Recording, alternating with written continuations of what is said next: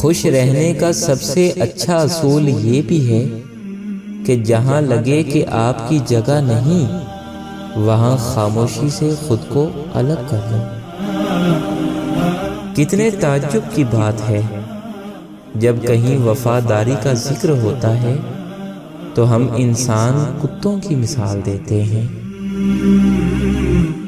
اپنے اندر برداشت پیدا کریں، معلوم نہیں آپ کو کون کون برداشت کر رہا ہے۔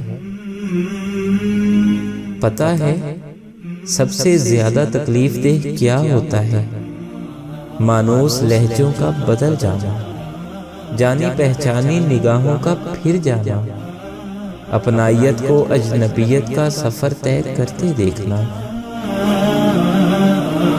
جب کوئی دل دکھائے تو چپ رہنا چاہیے، کیونکہ جنہیں ہم جواب نہیں دیتے انہیں وقت جواب دیتا ہے۔ کبھی کبھی ہم کچھ لوگوں کو زیادہ مقام دے کر بگاڑ دیتے ہیں۔ اگر وہ لوگ کم ظرف نکلیں تو وہ بدلے میں ہماری آنکھیں آنسوؤں اور دل درد سے بھر دیتے ہیں۔ ہم عجب طبیعت کے لوگ ہیں، سیدھی بات کرو تو بدتمیز، خوش اخلاقی سے پیش آؤ تو ڈپلومیٹ، اور اگر کسی سے اختلاف کرو تو بے ادب، اور اگر لحاظ کرو تو منافق۔ مردانگی کی بہترین سطح یہ ہے کہ مرد کی وجہ سے عورت کی آنکھ میں آنسو نہ آئے۔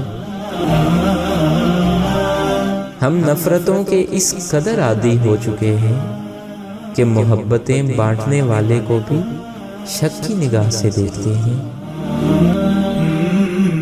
چیزیں وقتی ہوتی ہیں، ٹوٹ جاتی ہیں، رویے دائمی ہوتے ہیں، صدیوں تک اپنا اثر چھوڑ جاتے ہیں۔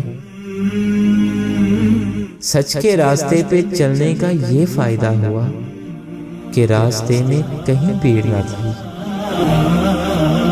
صبر ایک ایسی سواری ہے جو اپنے سوار کو کبھی گرنے نہیں دیتی، نہ کسی کے قدموں میں اور نہ کسی کی نظروں میں۔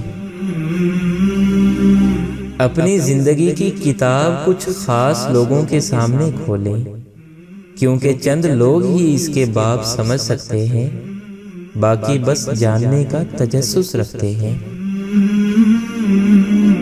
جب امیدیں ٹوٹتی ہیں تو بہت تکلیف ہوتی ہے، لیکن یہ بھی سچ ہے کہ ہر ٹوٹی ہوئی امید ہمیں ہمارے رب سے جوڑتی ہے۔ اپنی غلطی کا اعتراف کر لینا ایک بہترین خصوصیت ہے۔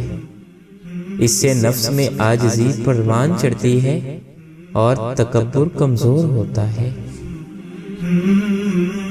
زندگی تب بہتر ہوتی ہے جب آپ خوش ہوتے ہیں، لیکن زندگی تب بہترین ہوتی ہے جب آپ کی وجہ سے کوئی دوسرا خوش ہوتا ہے۔